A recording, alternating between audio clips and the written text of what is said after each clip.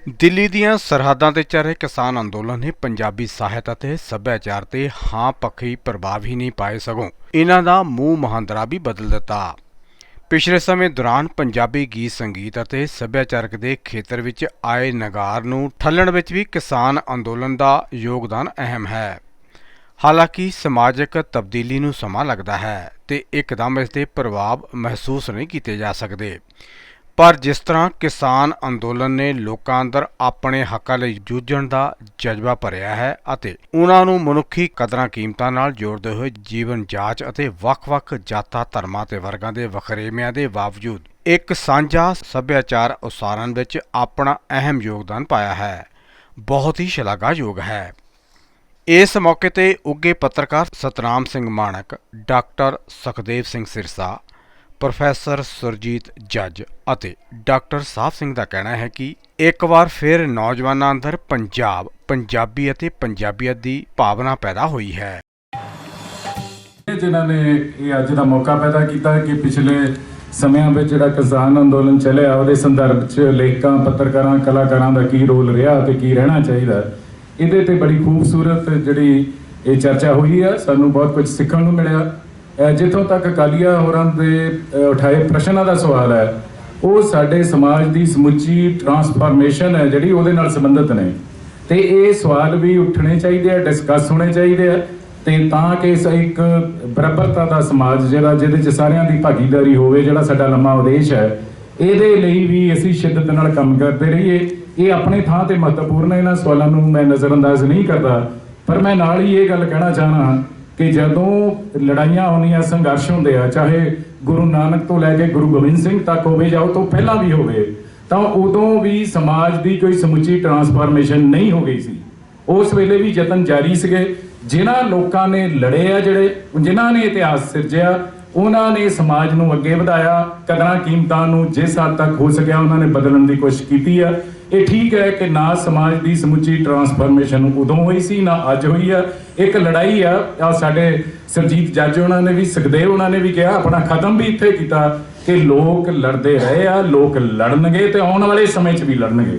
ਤੇ ਇਹ ਮੁੱਦੇ ਜਿਹੜੇ ਆ ਸੰਘਰਸ਼ ਦੇ ਵੀ ਆ, ਇਹ ਮੁੱਦੇ ਸਮਾਜ ਦੀ ਸਮੁੱਚੀ ਟਰਾਂਸਫਾਰਮੇਸ਼ਨ ਦੇ ਵੀ ਆ, ਜਿਹਦੇ 'ਚ ਸਾਰਿਆਂ ਦੀ ਭਾਗੀਦਾਰੀ ਹੋਵੇ। ਅਜਿਹੇ ਸਮਾਜ ਦੀ ਸਿਰਜਣਾ ਲਈ ਸਾਨੂੰ ਲਗਾਤਾਰ ਯਤਨ ਕਰਦੇ ਰਹਿਣਾ ਚਾਹੀਦਾ ਹੈ। ਜਿਹੜੇ ਸਵਾਲ ਅੱਜ ਉੱਠੇ ਆ, ਇਹਨਾਂ ਨੂੰ ਆਉਣ ਵਾਲੇ ਸਮੇਂ 'ਚ ਵੀ ਇਹਦੀ ਚਰਚਾ ਕਰਦੇ ਰਹਾਂਗੇ ਤੇ ਇਸ ਤਰ੍ਹਾਂ ਦੇ ਯਤਨ ਹੋਣੇ ਚਾਹੀਦੇ ਆ, ਹੁੰਦੇ ਰਹਿਣੇ ਚਾਹੀਦੇ ਆ। ਸ਼ੁਕਰੀਆ। ਅੱਜ ਦੇਸ਼ ਭਗਤ ਯਾਦਗਾਰ ਹਾਲ ਕਮੇਟੀ ਨੇ ਇੱਕ ਬਹੁਤ ਹੀ ਮਹੱਤਵਪੂਰਨ ਵਿਚਾਰ ਚਰਚਾ ਦਾ ਇੱਥੇ ਪ੍ਰਬੰਧ ਕੀਤਾ ਸੀ। ਉਹਦੇ 'ਚ ਮੈਂ ਵਿਚਾਰਕ ਦੇ ਤੌਰ ਤੇ ਆਪਣੇ ਵਿਚਾਰ ਰੱਖੇ ਨੇ। ਅੱਜ ਦੀ ਮੇਨ ਜਿਹੜੀ ਚਰਚਾ ਸੀ ਉਹਦਾ ਵਿਸ਼ਾ ਇਹ ਸੀ ਕਿ ਇਸ ਕਿਸਾਨ ਅੰਦੋਲਨ ਦਾ ਸਾਹਿਤ ਸੱਭਿਆਚਾਰ ਨਾਲ ਅੰਤਰ ਸੰਬੰਧ ਕੀ ਹੈ, ਤੇ ਮੈਂ ਇਹ ਦੇਖਣ ਦੀ ਕੋਸ਼ਿਸ਼ ਕੀਤੀ ਹੈ ਕਿ ਕਿਸਾਨ ਅੰਦੋਲਨ ਨੇ ਜਿੱਥੇ ਆਰਥਿਕਤਾ ਨੂੰ, ਰਾਜਨੀਤੀ ਨੂੰ, ਹੋਰ ਬਹੁਤ ਸਾਰੇ ਮਸਲਿਆਂ ਨੂੰ ਪ੍ਰਭਾਵਿਤ ਕੀਤਾ ਆ, ਉੱਥੇ ਕਿਸਾਨ ਅੰਦੋਲਨ ਨੇ ਪੰਜਾਬ ਦੀ ਸਾਹਿਤਕਾਰੀ ਲਈ, ਪੰਜਾਬ ਦੀ ਗੀਤਕਾਰੀ ਲਈ, ਪੰਜਾਬ ਦੇ ਸੱਭਿਆਚਾਰਕ ਸਿਰਜਣਾਵਾਂ ਲਈ ਇੱਕ ਬਿਲਕੁਲ ਹੀ ਨਵਾਂ ਮਾਹੌਲ ਸਿਰਜਿਆ। ਬੜੇ ਦੇਰ ਤੋਂ ਸੁਸਤਾ ਰਹੇ ਜਿਹੜੇ ਸਾਡੇ ਲੇਖਕ ਸਨ, ਕਿਉਂਕਿ ਲੰਮੇ ਸਮੇਂ ਤੋਂ ਕੋਈ ਸੰਘਰਸ਼ ਨਹੀਂ ਸੀ ਆਇਆ। ਇਸ ਕਰਕੇ ਇਸ ਸੰਘਰਸ਼ ਨੇ ਬਹੁਤ ਸਾਰੀਆਂ ਨਵੀਆਂ ਉਮੀਦਾਂ ਸਾਡੇ ਸਾਹਮਣੇ ਲਿਆਂਦੀਆਂ ਔਰ ਖ਼ਾਸ ਤੌਰ 'ਤੇ ਇੱਕ ਨਵੀਂ ਜ਼ਮੀਨ ਤਿਆਰ ਕੀਤੀ ਇਸ ਸੰਘਰਸ਼ ਨੇ ਸਾਡੀ ਪੰਜਾਬ ਦੀ ਰਚਨਾਤਮਕਤਾ ਲਈ। ਅਸੀਂ ਇਹ ਦੇਖ ਰਹੇ ਹਾਂ ਕਿ ਪੰਜਾਬ ਦੇ ਵਿੱਚ ਬਹੁਤ ਸਾਰੇ ਗੀਤ ਲਿਖੇ ਗਏ, ਕਵਿਤਾਵਾਂ ਲਿਖੀਆਂ ਗਈਆਂ, ਮਿੰਨੀ ਕਹਾਣੀਆਂ ਲਿਖੀਆਂ ਗਈਆਂ, ਨਾਟਕ ਲਿਖੇ ਗਏ। ਇਸ ਕਿਸਾਨ ਅੰਦੋਲਨ ਨੇ ਪੰਜਾਬੀ ਸਾਹਿਤ ਦਾ ਮਿਜ਼ਾਜ ਵੀ ਬਦਲਿਆ, ਪੰਜਾਬੀ ਸਾਹਿਤ ਨੂੰ ਨਵੇਂ ਰੂਪ ਵੀ ਦਿੱਤੇ, ਨਵੀਂ ਊਰਜਾ ਵੀ ਦਿੱਤੀ। ਦੇਖੋ, ਇਹ ਵਿਚਾਰ ਚਰਚਾ ਇਹ ਦੋ ਮੁੱਦਿਆਂ ਦੇ ਉੱਪਰ ਜਿਹੜੀ ਉਹ ਕੇਂਦਰਿਤ ਸੀ ਕਿ ਕਿਸਾਨ ਸੰਘਰਸ਼ ਤੇ ਸਾਹਿਤ ਸੱਭਿਆਚਾਰ ਦਾ ਅੰਤਰ ਸੰਬੰਧ, ਆਪੋ 'ਚ ਉਹਨਾਂ ਦੀਆਂ ਕੜੀਆਂ ਕਿੱਥੇ ਜੁੜਦੀਆਂ, ਕਿੱਦਾਂ ਉਹ ਇੱਕ ਦੂਜੇ ਨੂੰ ਪ੍ਰਭਾਵਿਤ ਕਰਦੇ ਆ। ਦੂਸਰਾ ਸੀ ਕਿ ਕਿਸਾਨ ਸੰਘਰਸ਼ ਦਾ ਸਾਹਿਤ ਤੇ ਸੱਭਿਆਚਾਰ 'ਤੇ ਪ੍ਰਭਾਵ ਕੀ ਪਿਆ। ਵੈਸੇ ਇਹ ਸਾਰਾ ਕੁਝ ਇੱਕ ਦੂਜੇ ਦੇ ਨਾਲ ਜੁੜਿਆ ਹੋਇਆ ਹੈ। ਇਹ ਕਿਸਾਨ ਸੰਘਰਸ਼ ਇੱਕ ਐਸਾ ਆਵਾਮੀ ਸੰਘਰਸ਼ ਬਣ ਚੁੱਕਾ ਇਸ ਵੇਲੇ ਜਿਹੜਾ ਸਮਾਜ ਦੇ ਹਰ ਖੇਤਰ ਨੂੰ ਪ੍ਰਭਾਵਿਤ ਕਰ ਰਿਹਾ ਹੈ। ਮਤਲਬ ਉਹ ਖੇਤਰ ਭਾਵੇਂ ਸਮਾਜਿਕ ਹੈ, ਰਾਜਨੀਤਿਕ ਹੈ, ਭਾਵੇਂ ਧਾਰਮਿਕ ਹੈ, ਇਵਨ ਕਿ ਧਾਰਮਿਕ ਖੇਤਰ ਨੂੰ ਕਰ ਰਿਹਾ ਹੈ। ਅਸੀਂ ਦੇਖਿਆ ਕਿ ਜਦੋਂ ਤੋਂ ਕਿਸਾਨ ਸੰਘਰਸ਼ ਸ਼ੁਰੂ ਹੋਇਆ ਹੈ, ਉਦੋਂ ਤੋਂ ਜਿਹੜੇ ਡੇਰਾਵਾਦ ਦੀ ਅੱਤ ਚੜ੍ਹਤ ਸੀ ਨਾ ਉਹ ਮੱਠੀ ਪਈ ਆ। ਔਰ ਜਿਸ ਜਿਹੜਾ ਇਹ ਇੱਕ ਬੜੀ ਅਹਿਮ ਗੱਲ ਹੋਈ ਆ ਕਿ ਉਸ ਤਰ੍ਹਾਂ ਟੋਲੇ ਬਣ ਕੇ ਪਿੰਡਾਂ ਦੇ ਲੋਕ ਹੁਣ ਡੇਰਿਆਂ ਵੱਲ ਨੂੰ ਜਿਹੜੀਆਂ ਮੁਹਾਰਾਂ ਨਹੀਂ ਮੋੜਦੇ ਜਦੋਂ ਦਾ ਕਿਸਾਨ।